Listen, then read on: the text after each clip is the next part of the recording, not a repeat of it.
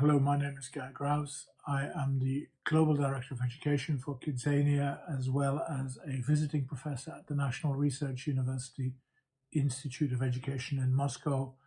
And I'm very happy to be here today, albeit virtually. Trust me, after all this time, I would much rather have been with you face to face. But hey, who knows? Maybe next year, maybe 2022 will bring us that.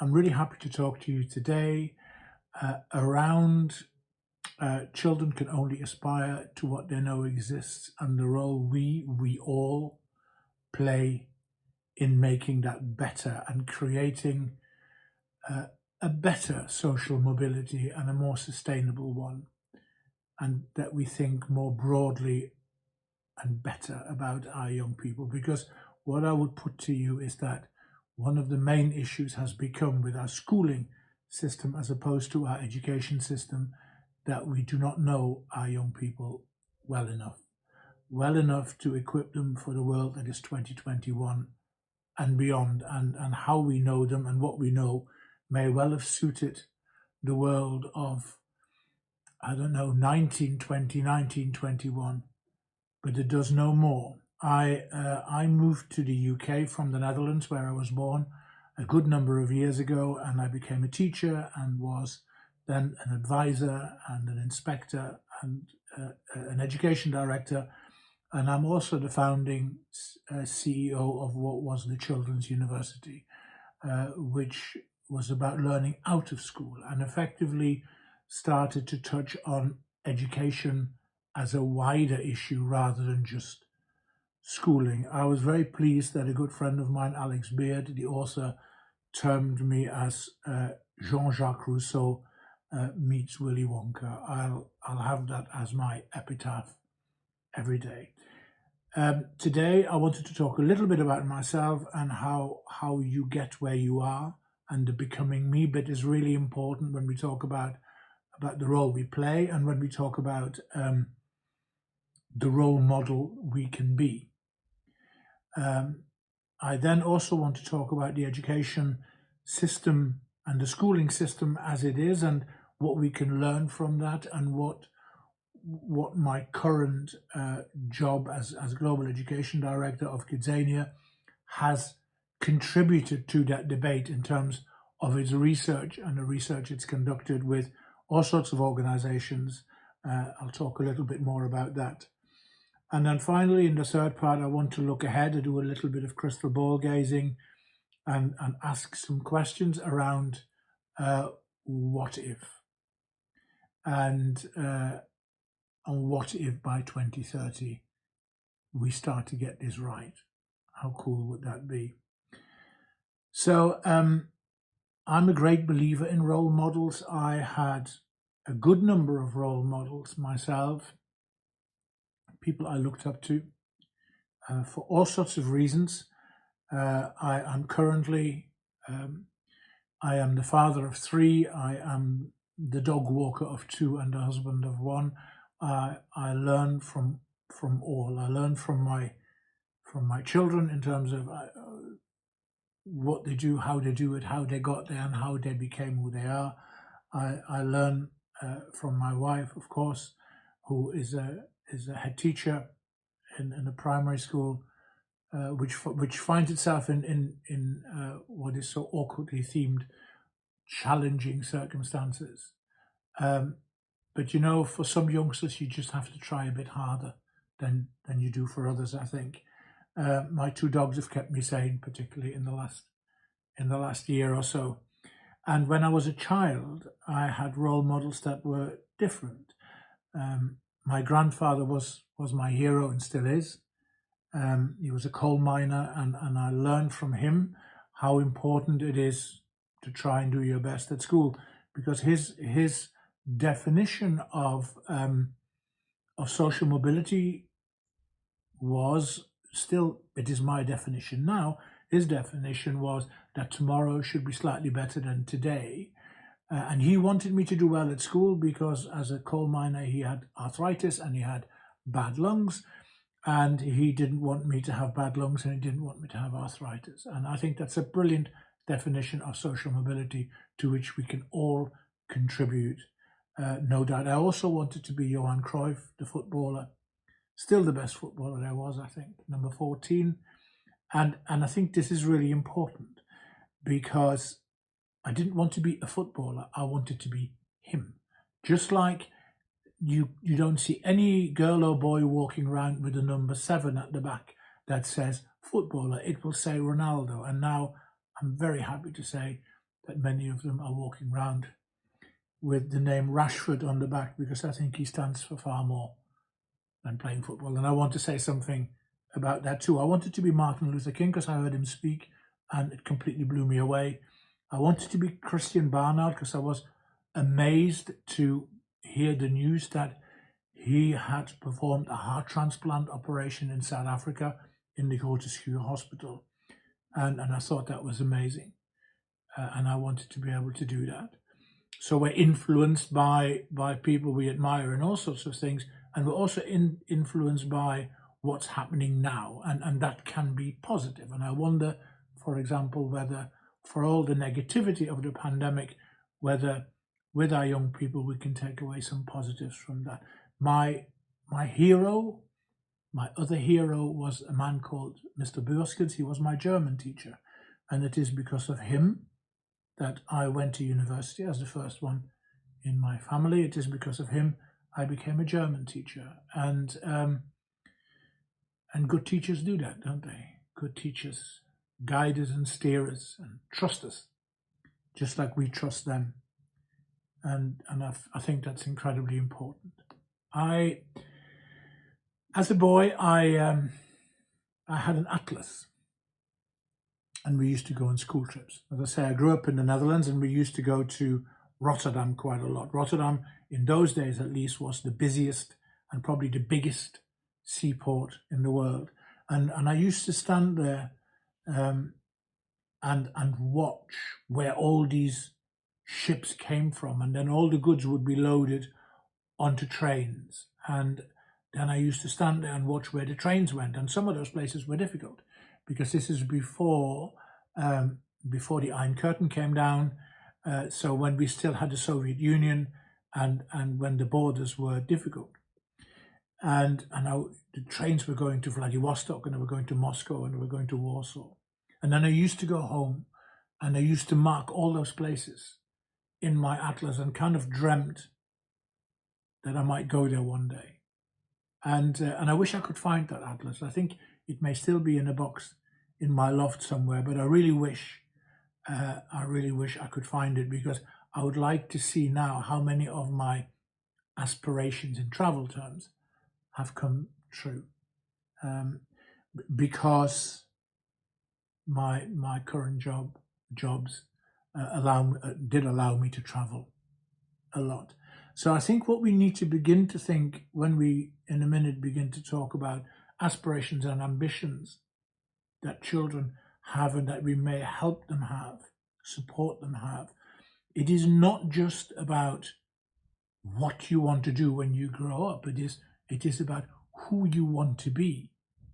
And it is about what dreams you have and where you want to go, metaphorically and for real. So we need to, first of all, widen our horizon and definition of what we mean by aspiration before we can engage with the young people about their aspirations and their dreams. My current job as Global Director of Education for Kidzania is extraordinary. I love it. It is also a dream come true. And for those of you who don't know, Kidzanias are 2/3 size cities where 4 to 14-year-olds can learn themselves independently about the world of work. They can learn about earning money and spending money. They can learn about saving money and investing money. They can learn about jobs they may like and jobs they may not like, and they can learn about the pathways that take them there.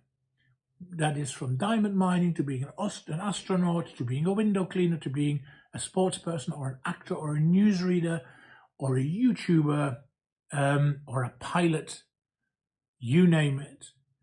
And the aim of it is for the young people to do this on their own.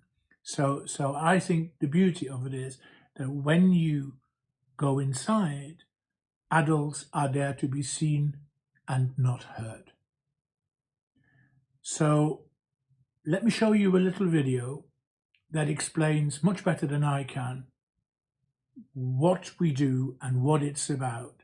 And then we'll talk about the research and what that might mean for our young people and for our teaching and for our learning and for melting schooling and education together.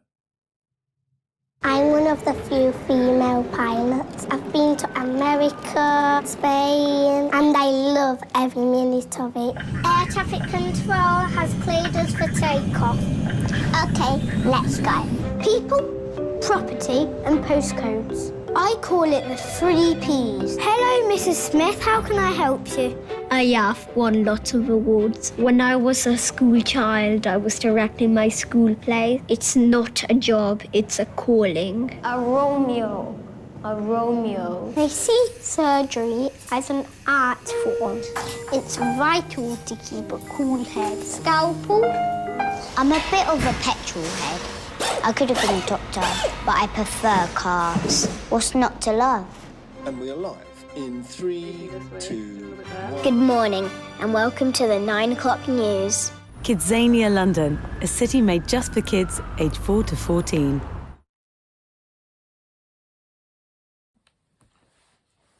So that's Kidzania. Let us briefly, before we start to melt the schooling and the education part together, the experiences, let us briefly talk about the world we find ourselves in today. And today I do mean 2021, I do mean the circumstances we find ourselves in, although not exclusively, because I think, for however problematic it is, the pandemic is not the only challenge that we face. It isn't the only hurdle to overcome. But uniquely, it's a global one. So let's think that through. So the world we find ourselves in at the moment is that my life and the life of my youngest daughter and of many of her contemporaries has changed dramatically because we find ourselves on screen. We find ourselves on Zoom or Teams or whatever it is, and we see lots of people taking part in the same activities, be they lessons or lectures or meetings or whatever. And it begins to remind me, for those of you who ever saw The Muppet Show, it begins to remind me a little bit of the opening of The Muppet Show when you saw all the characters in the theatre balconies, because that's what it feels like. And it is not natural, is it? Whatever we call this is not the new normal. This is an interim arrangement. It cannot be natural because it isn't, because we're people, we're not little boxes on a screen. And if you put yourself in a child's position, being 2 meters apart and not seeing your friends and not being able to hug or hold hands or all those things is not normal either. So how about that comes back in some shape or form? And I think we have to do this, of course, sensibly, and we have to follow the science and all that. But in the end, I always tell myself that after 9/11, I was education director at the time of 9/11, and my offices were at Manchester Airport, and the entire being of flying and travelling by aeroplane and being in an airport changed, and of course not necessarily for the better at all.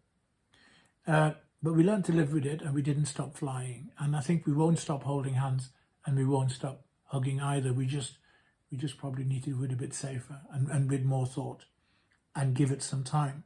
What has also become clear to me is that schools are brilliant. Teachers are amazing, but schools are centres of communities. And I say particularly primary schools, elementary schools, are incredibly important. And it's always struck me that Barcelona Football Club, I'll go back to my role model, Johan Cruyff, who was manager there and player, of course. Barcelona Football Club has the motto "Més que un club," more than a club. What we have learned over the last 12 months is that brilliant schools are more than a school. They are a home, they are an outreach centre in the community, they are a safety net, they are a food bank, they are a clothes bank, they are all those things. And when we begin to think about schools, we have to stop thinking about them as centres of examinations, full stop. It's an insult. It's an insult to the institution, it's an insult to the community, and it's an insult to the profession. We have to be very, very mindful of those things. And of course, instantly, when I mention, if you mention schools in challenging circumstances, you of course instantly talk about inequality. And it has also become clear, the pandemic has shone a light on some very ugly things that haven't been caused because of the pandemic. We must not kid ourselves either. They were always there, they have become worse, and the inequalities there. And now we are in a place where the have and have-nots equal the can and cannots. And it is our collective responsibility as adults and as role models to do something about that. But in terms of the aspirations of young people, they have also been affected. Because of course, if you are still taught online and you have brilliant lessons and you have access to the internet at home and all those things, your dreams are bigger. And if you haven't got those things and you have no internet access and you only have one piece of hardware between four of you in a small room, then somehow your dreams also become smaller. And we have to be mindful of the inequality of aspiration that has always been there, but that has been brought about. And let us just think about the education and the schooling bit. If I just give you a number of pictures, do a really quick thing, and you can do this in your head very quickly. And I'll give you a word or a description, and I want you to think about that in 1921 and in 2021. So as an example, a car. Think of a car in 1921 and a car in 2021, and you will of course notice massive differences. Okay, so if you're ready, here we go. Think about housing, 1921, 2021. Got it? Think about an operating theatre in a hospital, 1921, 2021. I know where I would rather be. Think about an aeroplane in 1921 and 2021. Massive difference. Think about a classroom in 1921 and 2021. And I think I'm probably right in saying that the classroom has the least difference over those 100 years, because the classroom still has children sitting often facing the front, they're still putting their hands up, they're still working out of books, there's still a black or white board or whatever at the front, and they're still being talked at and talked to. So massive changes over the last 100 years, but perhaps not so much in education.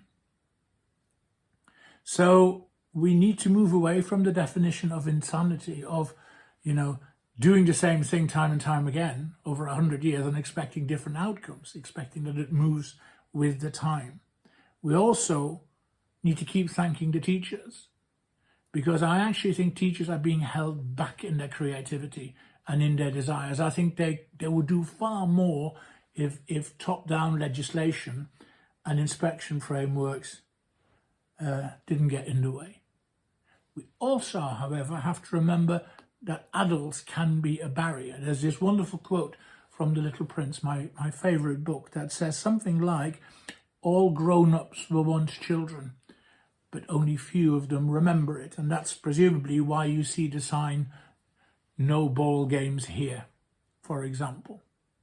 We have to remind ourselves that not all classrooms have four walls, and we have to remind ourselves that the environment is a teacher, including, of course, the virtual environment, and we have to remind ourselves that everyone deserves a chance to walk with everyone else, that inequality is painful and at times invisible, and that we need to think wider about inequality.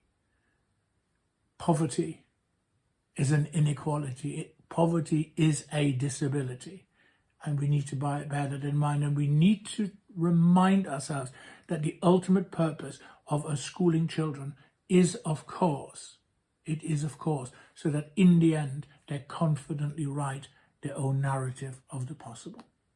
I'm going to tell you a little bit about our research at Kidzania globally. So Kidzania holds lots of data. It holds lots of data on anonymized, of course, all above board. It holds lots of data on children's participation. So I, at some point, sat down with my colleagues and I said, look, I want to find out what is the first activity on a school visit that a child engages with? What is the first job they choose to do? And let's take a sample across 5 countries, because there are about 30 Kidzanias globally. We're in 22 countries, but we took 5, and including the UK, and we looked at about 600,000 children aged 4 to 14. And once we found the answers, what we did is we then looked at who those children are. Are those children 4, 14? Are they rich? Are they poor? Are they boys? Are they girls? Are they black? Are they white? Are they urban? Are they rural? Which country are they from? And once we did that analysis, we came up with a series of findings, and they were quite staggering. And in fact, they were so staggering that we decided to make our data available for research to universities like Tech de Monterrey, like the National Research University in Moscow, but also Oxford University and others, because we think that we can use that kind of data, the broader data about children, to make education better. So here are the key findings. The first key finding was that the differences between the countries were insignificant. So the differences between India and Mexico and Turkey and Dubai and the UK were statistically insignificant. Secondly, that all stereotypes are set at the age of 4. So if you go into the aeroplane, 95% of the pilot activity is undertaken by boys, and 90% of the cabin crew by girls. And so it goes throughout the Kidzania. Entirely predictable. At the age of 4, and we suspect probably younger. Next finding is that there's almost no change between 4 and 14. So despite massive STEM investment, and indeed girls do outperform boys in tests, for example, but that is not the STEM agenda. So, because once girls outperform boys in tests, what happens is, when it comes to careers choices, they still revert to stereotype because of a lack of role models, I would say. The next finding, as a father of 2 girls, it shocks me still, is that almost all girls globally, regardless of their background, would choose activities below their age range. 9-year-old girls choose 7-year-old activities. There's a confidence issue in this very clearly. 9-year-old boys choose 10-year-old activities. And finally, children can only aspire to what they know exists. If you come from a very poor background in the UK, for example, and you go to Kidzania, it is highly, highly unlikely that you would choose pilot or surgeon or actor or news reader as your first activity. It is much more likely that you would be the courier, that you would clean windows, or that you work in a supermarket, because your menu of life experiences is much narrower, which means that your confidence is less, which means that you take longer before you get to a certain place than others do. We share those findings with our educationalists, with OECD, with the Council of Europe, with government. I speak at conferences globally. We publish and do media appearances because we want people to know. Because if I am a teacher of 9-year-old children and 50% in my class are girls and 50% are boys, I now structure my lessons and my planning differently because I am aware of this confidence issue. This is a simple example, but a really important one. But we don't just talk to schools, we don't just talk to teachers, but we talk to parents and we talk to industry, because employers are also role models, and employers need to see that they've got to stop complaining about a lack of skills, and they need to get off the fence to help make that happen. And some employers see that light, and there are wonderful examples of beautiful tin openers that will allow children to see more and to widen their horizon because what is there, and there is truly hope that companies are going to stop looking at a return on investment but start looking at a return on involvement, and it makes me extraordinarily happy. So I'm going to show you another little video, and this is a video about a company who we partner with that, because of the research, has looked at our partnership quite differently. Enjoy, and I'll be right back.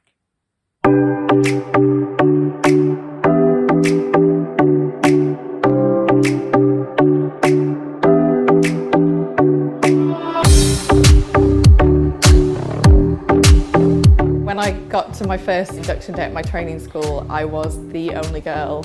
We have a partnership with Kidzania. Myself and others in the airline do so much to try and make young children, young girls, anyone from different backgrounds realise that this isn't, a pipe dream, this is actually something that they can do. And it just makes them, have a vision of what they could potentially be.